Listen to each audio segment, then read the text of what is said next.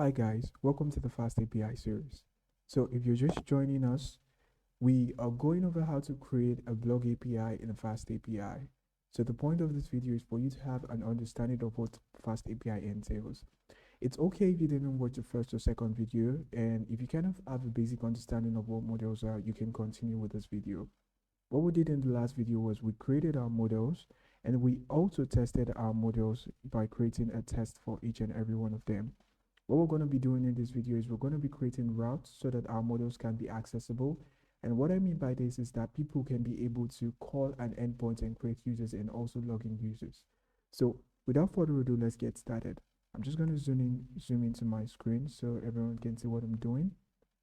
Now, the first thing I need to do is I'm not going to start my database now, but I'm going to activate my virtual environment by saying source. I kind of have a virtual environment here which says venv, so I'm going to say source venv bin and activate. Now I want to make some changes to my model. In the last video I kind of went through over how to create your models and how to create models for your posts and for your users, but this time I'm going to be making some changes. So the first thing I want to do is I want to switch this ID to UUID. So in some cases, you don't necessarily want to have an integer. You want to use a UUID, and I believe this is more standard. So we're going to be using a UUID for user's ID. And since we've not run any database migrations, I think this is fine. So first, to change to UUID, I'm going to say from SQL alchemy dot dialect dot PostgreSQL import UUID. So this kind of works because I'm basically using Postgres. So I'm just going to make some changes and I'm going to say the type to be UUID, and as UUID will be, I think, as UUID will be specified to true, right? Okay, yes, good. And I think I'm missing a comma here. Yes, I think that works. Now, I kind of want to specify a default UUID since this is going to be my primary key. So what I can basically say is I can then say import UUID, right? Yes. Then I'm just going to remove, I don't need to index my IDs. So I'm going to say default equals to UUID dot UUID 4. So what this kind of ensures is that every single time a user is created, a UUID is generated for each and every of our users. So I'm just going to copy this ID here and I'm going to apply the same changes to the post method. So now I'm going to take the post and kind of like paste it. So this kind of like ensures UUIDs after our post also uses UUID. So I'm going to have to use the same import also from sqlchemy.dialect.postgresql import UUID. Since those changes are complete, we can then continue with our video. So now, what we're going to do is we need to kind of create routes for this, but before we kind of do that, we need to kind of ensure that our users have what we call a secure password. As you can see, we have a hashed password here, but when we were kind of writing our test here, we were not necessarily using our hashed password here. So we'll basically put in a hash pass local password. So this is fine. It's not necessarily a crime, but this is a test environment. But in a production environment, we don't want to have a situation where we're not hashing passwords. So what we're going to do is this. We're going to need to hash our passwords, and to do that we'll need to install some packages that are needed to hash passwords. So first I'm going to say pip install pcrypt, and I'm also going to have to install JWT because every time our user logs in, a JWT web token is going to be returned, so we kind of need that. And I'm going to be adding one extra dependency called Alembic, or should I say a package. So Alembic is kind of going to help us for our database migrations. And lastly, HTTPX, which we're going to use to test our routes. So while we kind of wait this for this to be complete, I'm going to start by basically working out the code right now. So the first thing we want to do is inside this user, we want to create a function that's going to basically help us hash our passwords. As you can see, the installation of our packages is complete. So I'm going to say dev hashed password, and what this function is going to do is it's going to take in a password and it's going to hash it. So I'm going to say self, which basically means we're referring to our users. So I'm going to say password. I can give password a type of string. Good. And I'll say self dot hashed password, which is this hashed password here, is going to be equals to an hashed password by bcrypt. So since we've installed bcrypt already, I can then say import bcrypt. I'm also going to say import JWT. So good. So I'm going to hash my password with bcrypt, which is basically the password that is going to be passed to this. So I'm going to say bcrypt dot hash, right? And I think that'll be hash pw, yes. So I'm going to say hash, and I'll specify password dot. I want to kind of encode my password because it's supposed to be a string of UTF-8, so I'm going to encode my string to be UTF-8. So I'm going to say UTF-8. So I think this is kind of good. Yes, we're good. So I'll then finally say,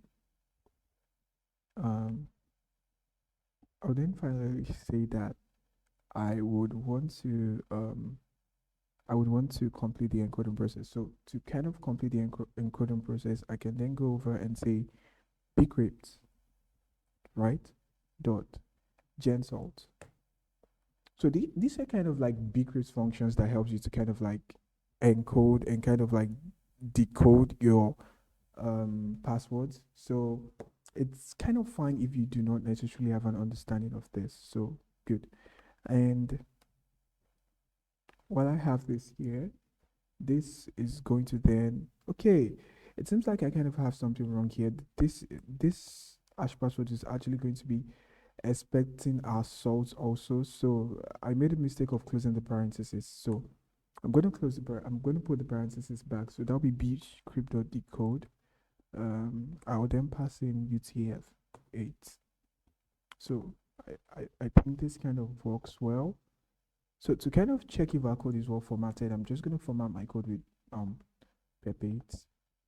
And okay, good. So yes, so bcrypt.hash password equals to password or encode, and this is going to be our salt. So with this, we kind of have a way of encrypting our hashed password. So every time every time a user has been created, we call the hash password function to ensure that a password has been created. So also, what if we want to have a situation where we want to verify the password? So I'm going to create another function that is called verify password, which is going to expect self, and I'm going to also expect a password of string. Now with this, I can then basically return I can basically return a bcrypt dot check password. So this is going to basically compare our password to the our hashed password. So it's going to more like this is kind of like a hashing function that kind of makes comparison. So I would need to encode my password again because, like I said, bcrypt expects a UTF-8 string. So I'm going to specify this to be UTF-8. And lastly, I'm going to need to pass in one more argument, which is basically the password I'm comparing to, which is going to be the hashed password of the user. So dev-hash password and UTF, right? UTF-8. So this is kind of going to help us know if the password is kind of correct or not. So how do we know this works? So we're going to be testing if this works by basically writing our routes. That's how we're going to be able to tell that this works the way it should. So lastly, what if we want a situation where we want to basically assign token to users? That's where JWT comes in. So to do that, I'm going to say dev generate token, which is basically going to be another function we're going to have it with our user. So I'll say self, and I think I can kind of like specify an expiration for my token. So let me say expiration to be equals to okay, I'm going to use the datetime library. So I want my token to expire, I think, every 24 hours. So I'm going to say from datetime import datetime, and I'm also going to import time delta also. So I want the duration to be 24 hours. So what I'm going to do is I'm going to then go by getting the current time in UTC. So datetime dot UTC now, right? And plus time delta hours equals 24. Yes. So this kind of like ensures that our token expires in 24 hours. Then I'm going to then create our payload, which is going to be let me see, I can specify my HTTP to be, I can specify a payload of the ID of the user to be self.id, which is going to be a string. And I can specify another parameter called exp, which is going to be the expiration date. So I can then specify expiration. So this payload is kind of what JWT is going to use to create a JSON web token for us. So I can then say by returning JWT, right, dot encode. So I'm going to need to pass in the payload, and I'm also supposed to kind of pass in a key, which is kind of a secret key, but I'm going to leave this as an entry string now. So I'll then go by saying the algorithm. I need to specify what the algorithm is. So I'm going to use HS256 algorithm to kind of hash. So I can then say algorithm, right?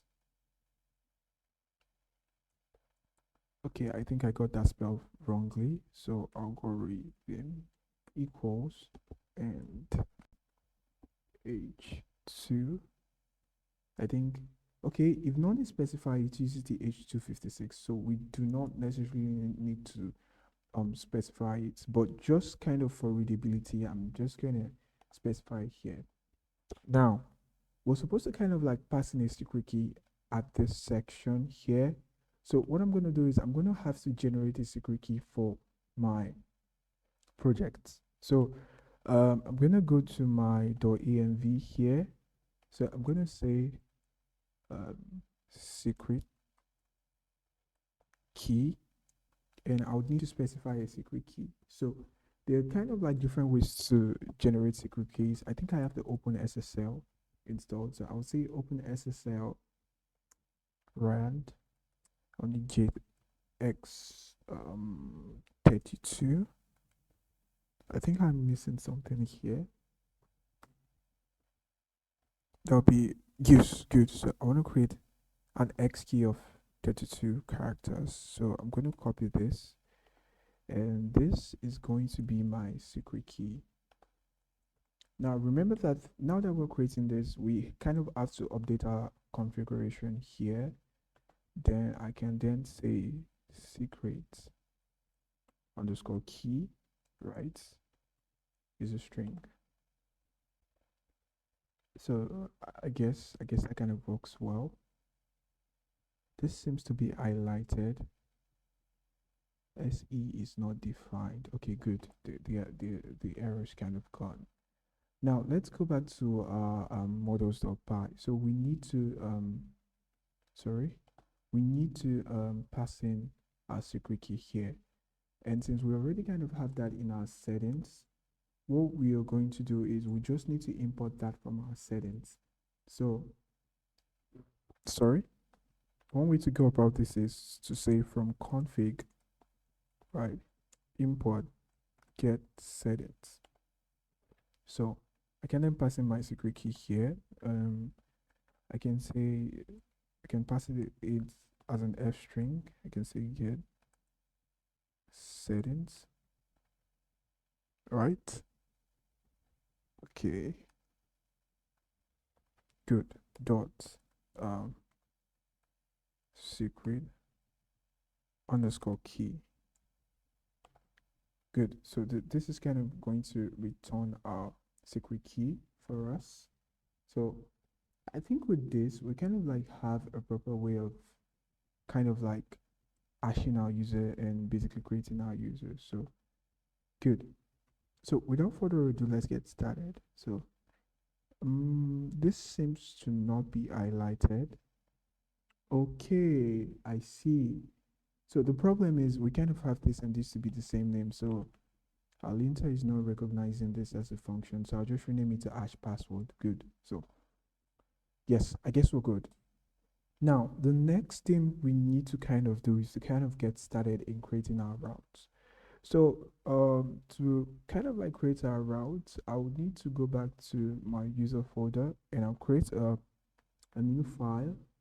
And the name of the new file is going to be called routes.py. So routes.py is kind of going to like contain our routes, and let's start by creating our routes now. So I will then have to say from FastAPI imports API router, and I'm also have to going to import HTTP exception in case we kind of like have database errors while trying to perform an operation. So let's start by importing from sqlalchemy.orm import session. So this is going to help us to define our database session. And I'm also going to say from .models import user, which is going to be our user model. Good. So now I'm going to say a router, or I'll specify this to be user router to be equals to API router. Good. Now, the first thing I would need to do is I would need to create my sign up endpoint. So to do that, I can say router.post, and I'll refer this to be sign up.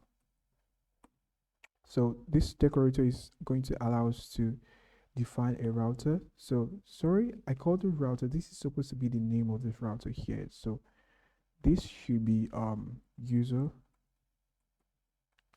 underscore router.post. So this decorator allows us to use the user router in app function. So I can then say def sign up, and sign up is going to expect an argument of probably username, email, and password. So one way I can do this is I can kind of say username and I'll define a form, but let's kind of make use of Pydantic while we're trying to do this. So what Pydantic allows us to do is Pydantic can allow us to kind of like specify what our user inputs will be.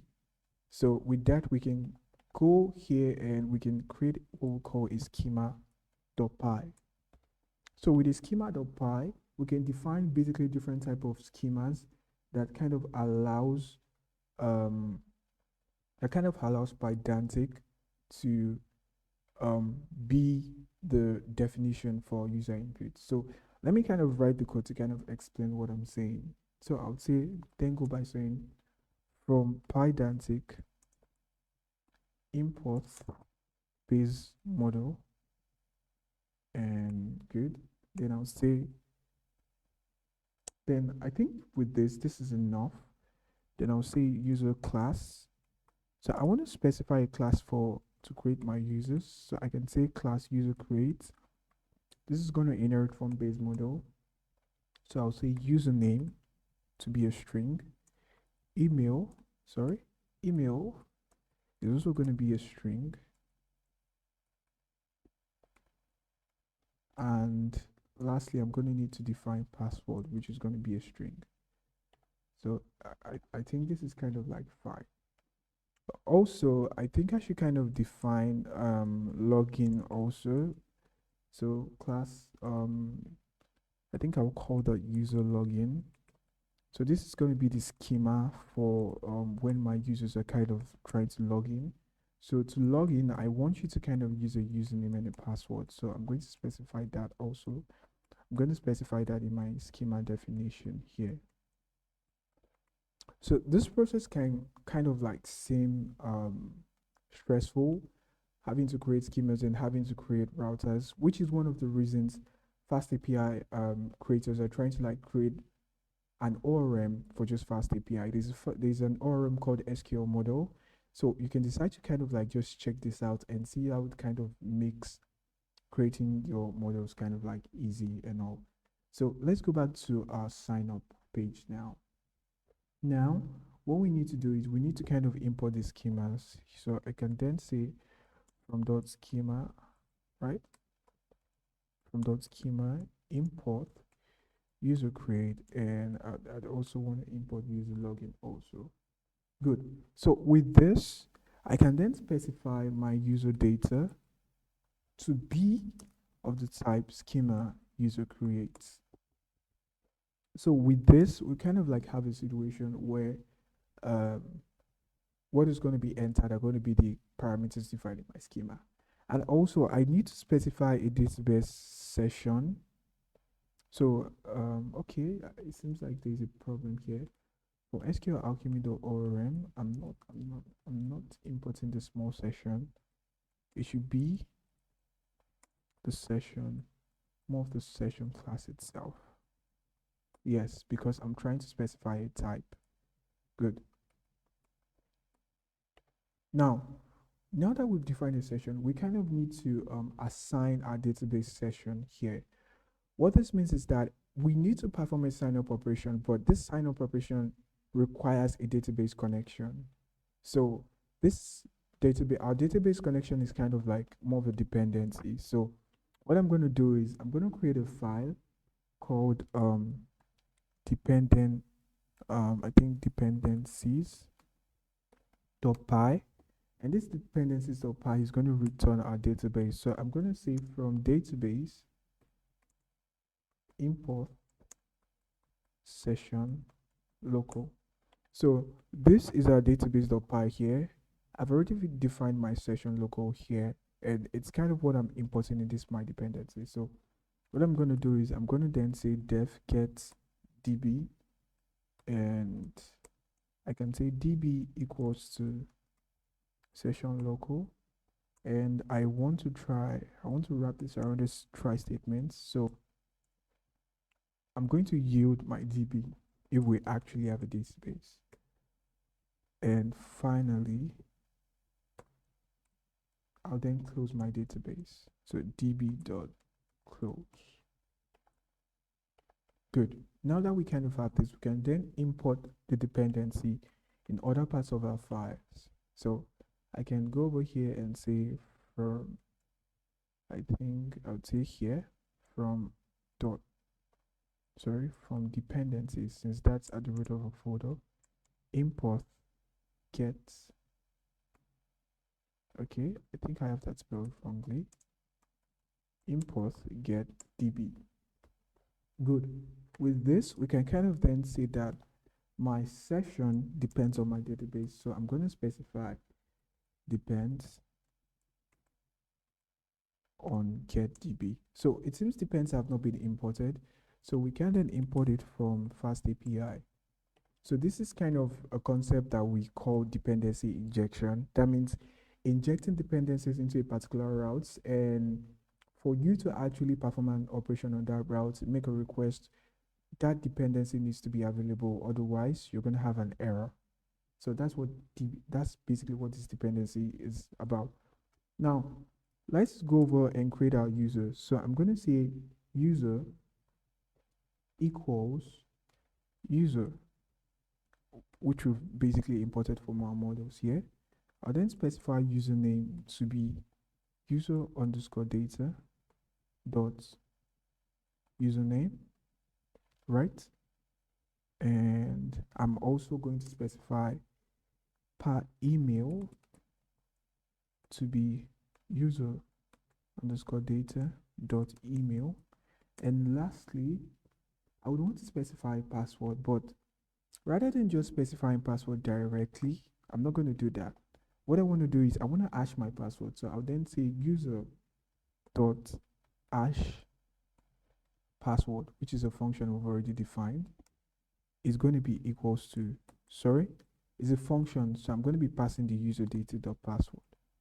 So we're basically passing the password the user is entering here, and we're kind of like hashing it. So with that, I can then add my user to the database by saying db.add_user.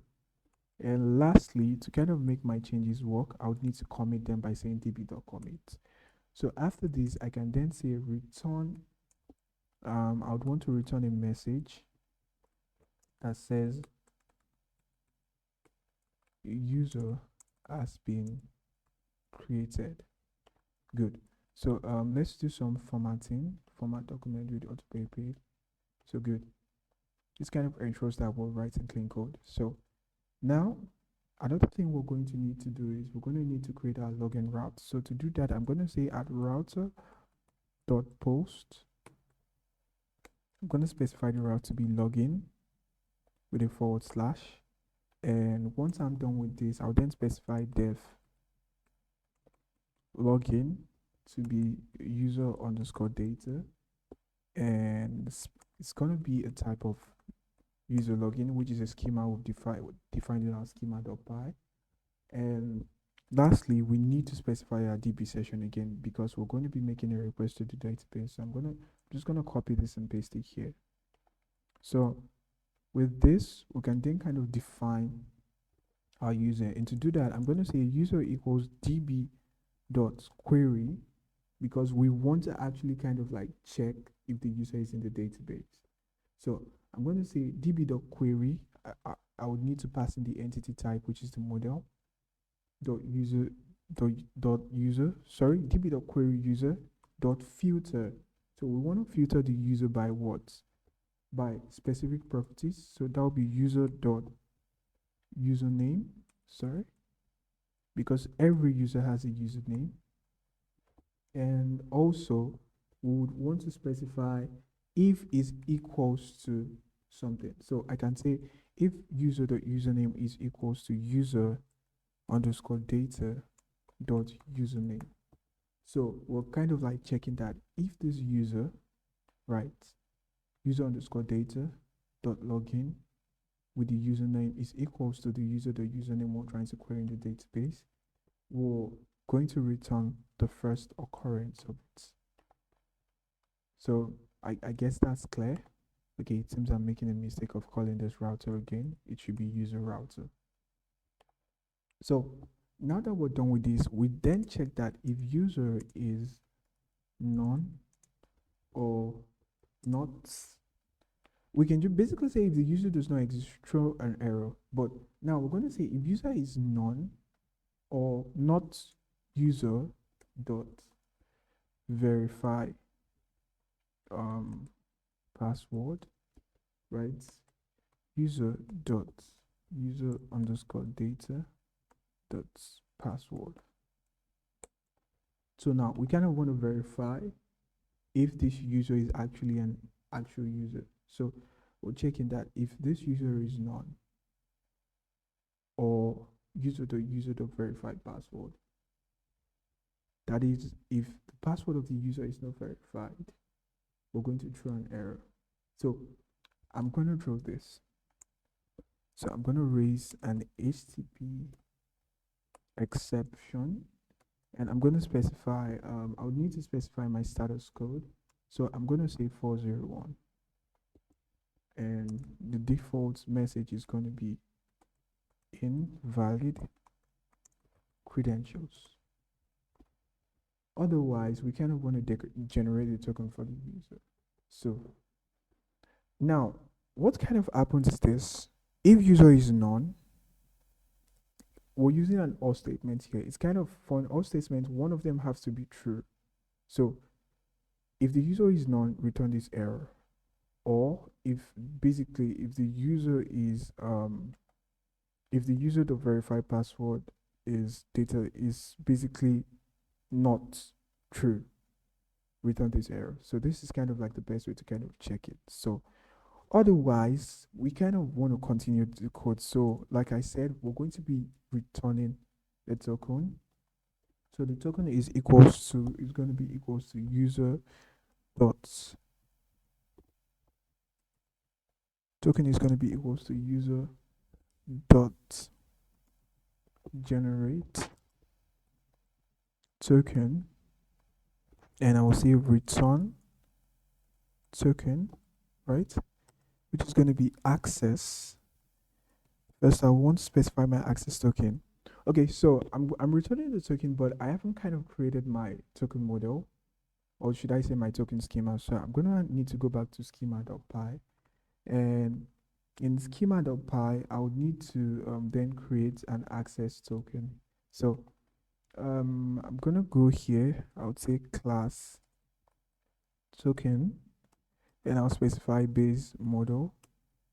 Then I'll then need to specify access token, which are the properties I need. I'll need to specify access token, and I think we could kind of like add the type of the token also. So I'm gonna say access token is equals to string. And lastly, I would need to then specify what my bearer type is, or should I say my token type. So I'll call that token underscore type, and I'll specify that to be string. So I think this is a good way to kind of like go about it. So I'll go back to my routes.py now and kind of like pass in my token. So with this is not going to throw an error anymore. So it says access token is not defined. So access token should be equals to, yes, token.access token, or what should I say? Access token should be equals to token. Good. And token type should be equals to, I think I'd call this bearer. So in case you don't kind of like understand what's happening here, access token is equals to token, and the token and the generate token function that we kind of, okay, user.generate token. So let me go back to my models.py here. So I'm going to need to go back to my models.py to give a clear explanation of this. So this generates underscore token is basically going to return a JWT token for us. So it's kind of the function we're kind of like calling on our user here.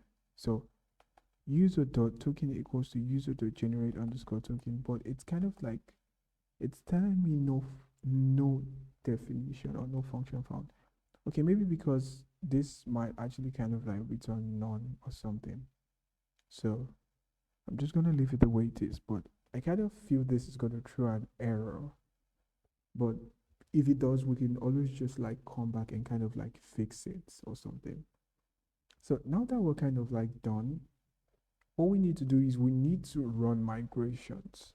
So when you're trying to run migrations in FastAPI, it's kind of like a bit different, and you need to use Alembic for that. So first things first, I would need to specify my Alembic files. So to do that, I'll need to go to Alembic and say Alembic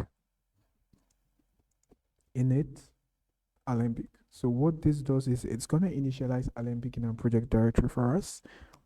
So, and with this initialize, good, it's going to create a file called alembic.ini for us. And with this, in this alembic.ini file, we need to specify our database URL.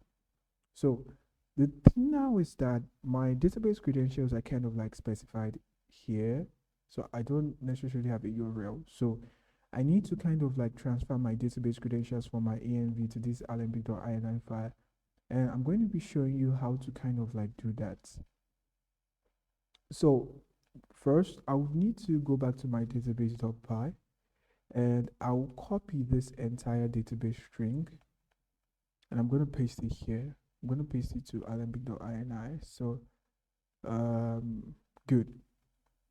Now what I'm going to do is I'm going to paste this here.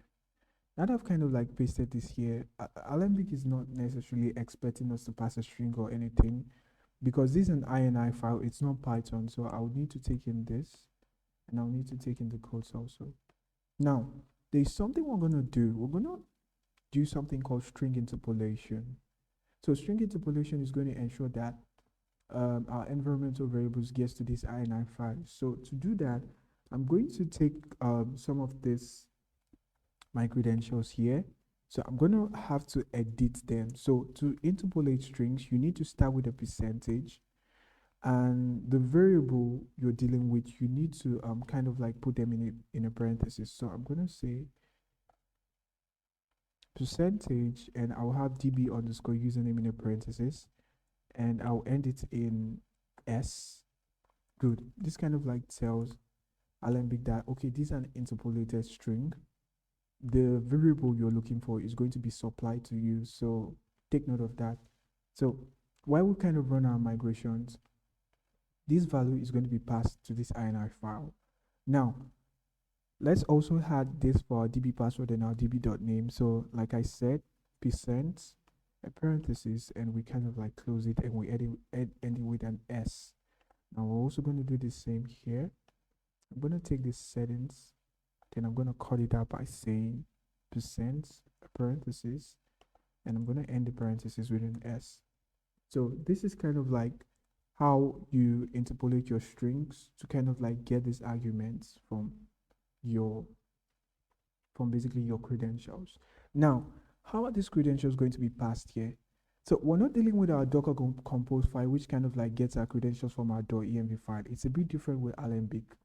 As you can see, there's an Alembic folder here called env.py, and this is where we're going to be able to pass our credentials to our INI file. So what we need to do is we need to get our credentials from our environmental variable, and to do that, I'm going to need to find a way to like get my environmental variables. So I can't import config from Pydantic because Alembic kind of like works differently from Pydantic itself. They are not the same. So what I'll need to do is I'm going to need to install decouple, which is going to allow me to access my environmental variables. So I'm going to say pip install python decouple. So what this is going to do is this is going to install the decouple package for me, and with this I'm going to be able to kind of like get my environmental variables defined in my .env here inside my env file. So let's go back to my env.py now. And first, I'll need to kind of then import decouple. So I'll say from decouple import config.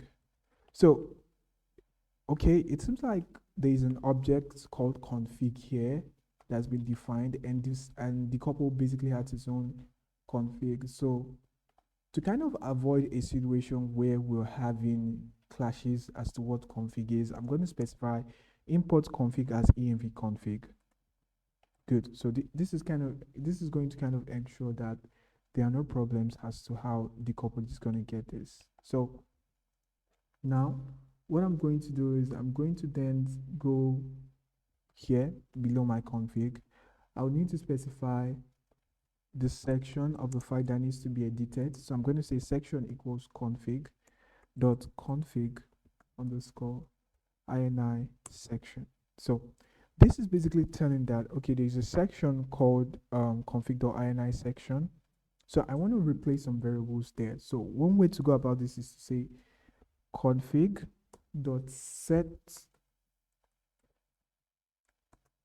section option, and it's going to expect the section we're talking about itself. So I'm going to pass in that section, which is my ini section.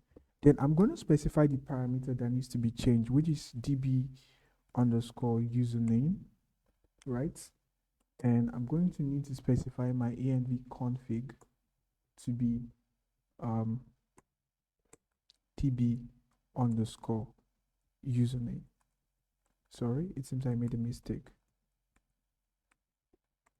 So what's happening here? Let me kind of explain it. So if we remember that if we go back to our alembic.ini file, we have our db underscore username and db underscore password, which are basically environment, which are basically variables that we're expecting to create our URL connection string.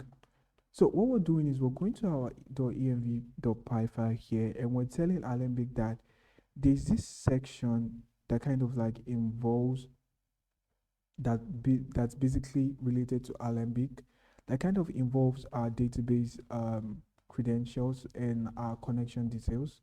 So you're telling Alembic that go to this section and set this option, this variable here, to this. So we're taking this db underscore username here that we kind of define here, and we're basically taking it and replacing it with envconfig.db username. And envconfig is from decouple. So decouple is basically going to find our .env file by default. And this is going to make every environmental variable here available to decouple. So with that, I think we're kind of like good. So we need to specify two other credentials. So we're going to go and specify them now. So we're also going to need to specify password. So we should be db underscore password. And we also need to specify db underscore name. Right? Good. So db underscore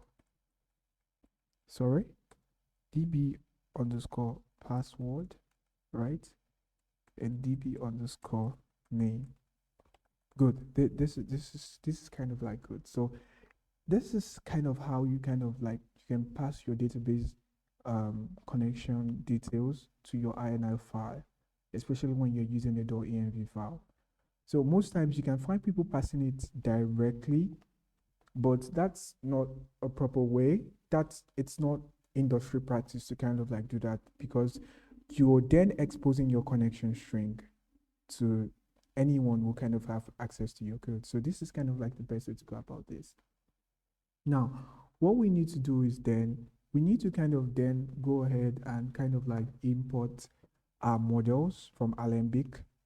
So I have two models here defined. I have a model defined in my post.py and a model defined in my models.py. So I'm going to tell Alembic that, okay, from I would say from core dot user dot models import user, and I'll say from core dot user dot post dot models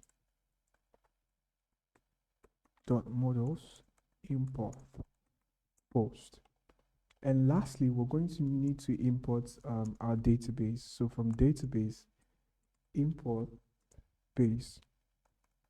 Now, one thing I kind of want you to kind of like take note of is ensure that you kind of like import all your models before you import your database. Otherwise, the model you're trying to create is not going to be registered. So always import your models first, then import your database. So once we kind of like do this, we'll then need to specify our target metadata here. As you can see, Alembic is kind of like expecting a based on metadata. So I'm going to say base, right, dot metadata. So this kind of like ensures that Alembic kind of like has access to all our models. Now, before we run our migration, I want us to make a quick change to our model. Why? Because when we're kind of like dealing with Alembic, it's kind of a bit different. You kind of have situations where there are problems with relationships. So I'm gonna edit my relationship now. If you noticed before, we created a relationship with backpopulates, and if you go to our models.py, and we can see that we have backpopulate here, and sorry for users, our models.py here, we can see we have backpopulate also. So when you try to use the backpopulate relationship model, it kind of ensures that you kind of need to have a few attributes of both models here. As you can see, I have post here, but we're not going to be using that anymore. We're going to be using backref. Backref is going to kind of like ensure that our models relationship are kind of like linked, but you only need to define only one field. So what do I mean? I'm going to take out this user and I'm going to save it here. I'm going to take out my post and I'm going to save it now. So we can then decide to declare a back relationship to post. That is, every user is going to have a post and every user can have basically lots of posts. So we're going to have a relationship which is going to be defined as which is going to be defined as author. So with that, we can then specify that, okay, we want every post to kind of like have a user. So in that type of situations, you're not going to use backref.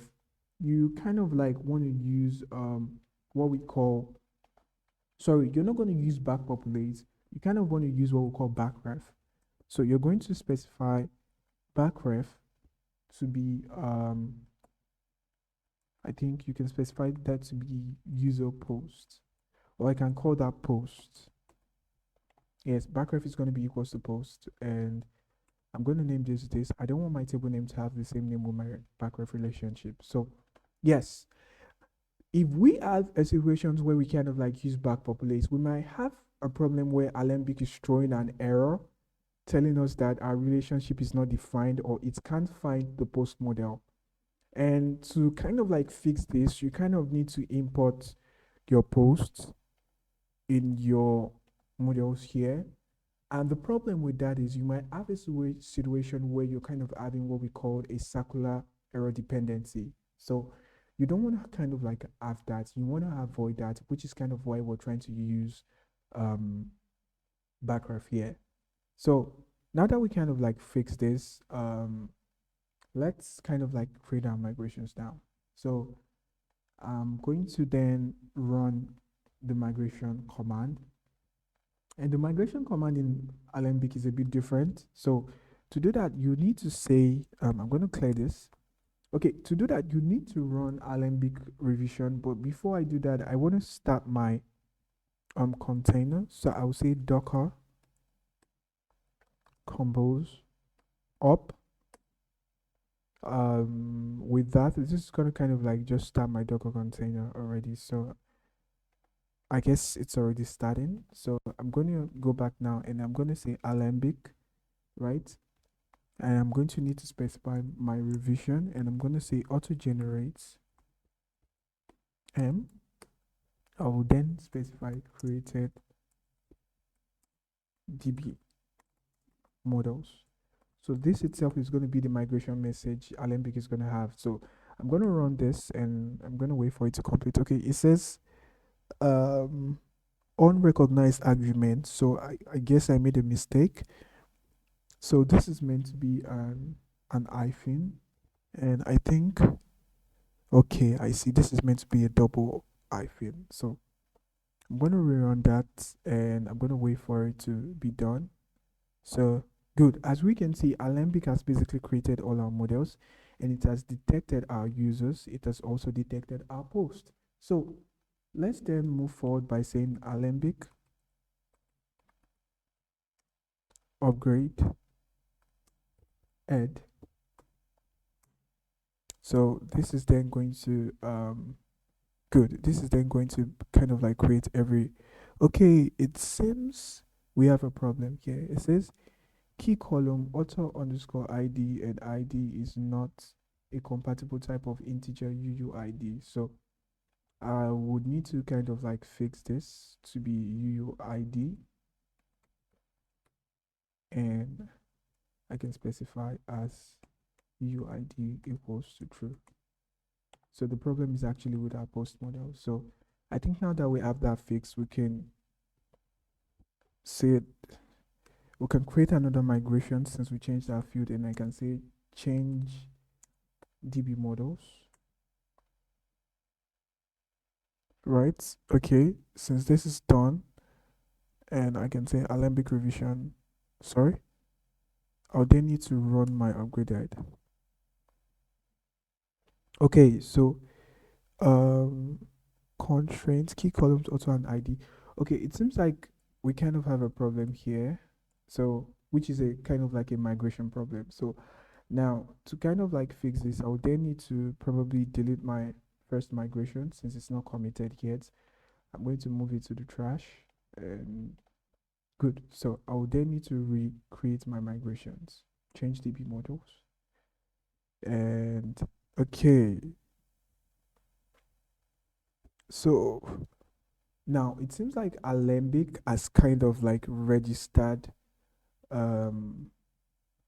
It seems like Alembic has kind of like registered the changes I made already. So one thing I'll need to do is I would need to kind of clear a particular table in my database. So let me see.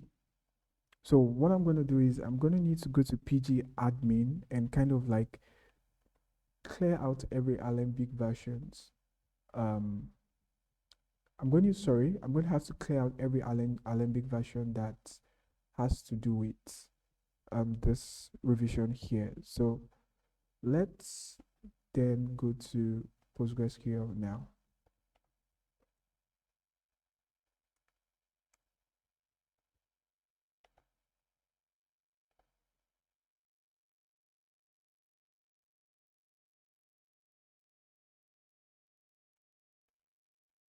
All right, so I'm going to have to then go to my database. So I kind of have my database here, Fast Blogger, and then I would need to go under my schemas here. So now there will be a field called tables. So as you can see, I kind of have my tables here called Alembic version.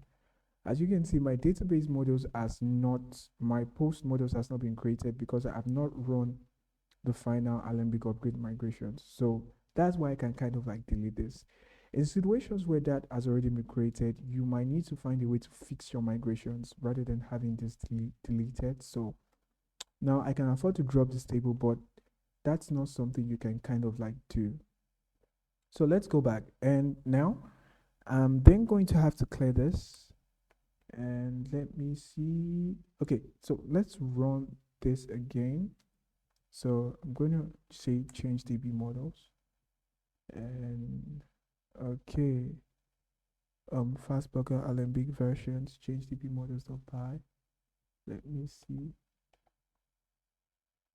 It seems I would need to take this out also. I'll need to take out my cache. I'm still not sure as to why Alembic seems to be searching for this because I've cleared all that needs to be cleared. So let's go back to my database again just to be sure. Okay, it seems this is still present. I'm going to need to drop this. So I have no more tables now. So I'm going to go back now and clear this out. So let me see. I'm also going to delete this cache from Alembic also. So in case this seems to be the problem. So good. Now I think what we can do is we can then try again and hope that this kind of like works. So now I'm going to say, let me rename this again to created DB models. And okay, it seems that failed again. Okay, final found error on Alembic versions. So it seems Alembic is quite persistent about finding.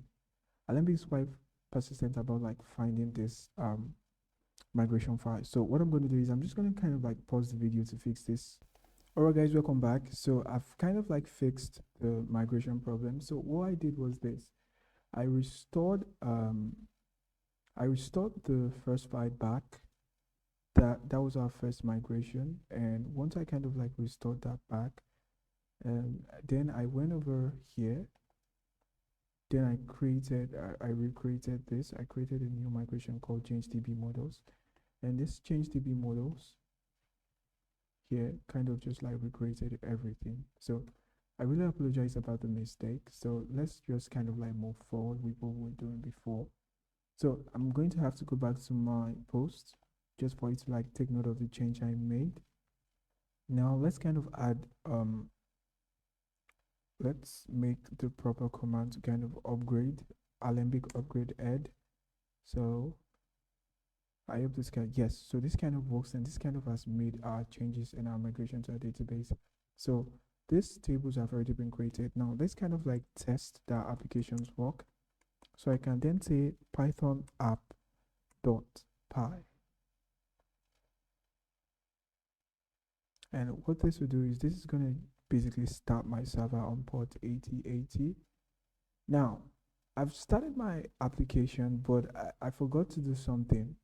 Now, when you start your application, you need to include your router. So one way to go about this is to say from core dot user dot routes import user router. Then I would say app dot include router. Sorry, that'll be app dot include router. And app dot include router is going to be expecting an API router, which is going to be my user router. Then it's also going to be expecting a prefix. So I can then specify prefix to be equals to user. So /user. And I don't need this anymore, so I'm going to just take this out. Now, once I save this change is then going to be registered. So I'm just going to go to my web browser here and say localhost 8080, right? 8080 /docs. So this is going to open Swagger, and this is going to kind of allow us to test our endpoint. So I'm going to try this endpoint out, and I'll say my email to be string@email.com. So as you can see, the password is 4 letters, so I didn't kind of like enforce any form of password validation. If you need to enforce a password validation, you can then, I think you should be able to do that also. So I'm going to execute this, and I have an internal server error. It says strings must be encoded before hashing. So the problem is probably before. I think the problem has to do with my hashing function. So I'm going to need to go back to my users.py, right? Sorry, my models.py here. And I'll need to take note of where the problem is coming from. So most likely self.hash password is the one kind of like returning errors. So I said my password should be password.encode UTF-8, and I passed in being decode UTF-8. So most likely I do not expect this to throw an error, but it seems to be throwing an error. I don't really understand why that should be throwing an error. So I'll probably need to inspect this line of code properly. So let me see.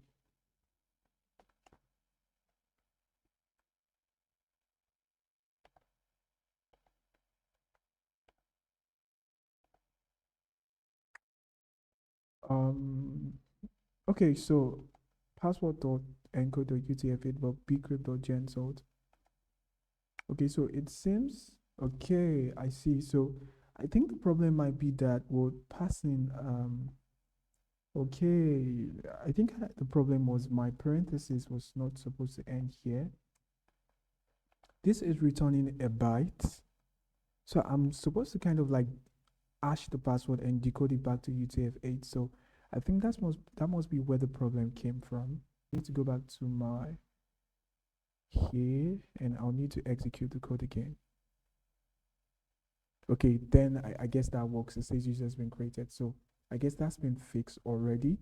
Now I'll need to log in my user. I have my username to be string and my password to be string. So I'm just going to try it out and execute that. So I kind of have an internal server error again. As to why that is happening, I'm not sure. So it says user object has no attribute user_data. So I guess that means the problem has to be my routes.py. So it's gonna specify the problem. Is it okay? Sorry, I said it seems like I said if user.user_data. So that should be if user.verify password. That should be if user_data dot password. So that's where the problem was coming in. I said user.user_data dot password. So I'm going to save this and probably then go back to I'm going to go back now, and I'm going to then save this, and I would need to execute this again. Execute. Okay, it seems I still have an internal server error. So it says string object is not callable. So return bcrypt.check password. So apparently something is wrong here again. So I'll need to go back to my models.py again. So as you can see, you might need to take an extra note while you're trying to fix this, because you can kind of like run into an error when you're trying to fix this. So I'm trying to verify my password. So I'm returning bcrypt.check password, and I'm definitely encoding my password to UTF-8. Okay, so it seems I did not encode my hashed password also. So I'll need to encode that also. So I guess this is where the problem was coming from. So I'll need to save this and go back.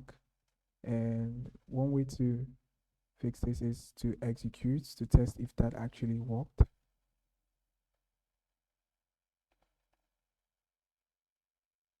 Wow, this is interesting. It seems we still have another error. It says algorithm not supported. Okay. The problem probably has to do with this line. It means I'm probably making a mistake from on this line, but I can't really kind of tell where the mistake is coming from.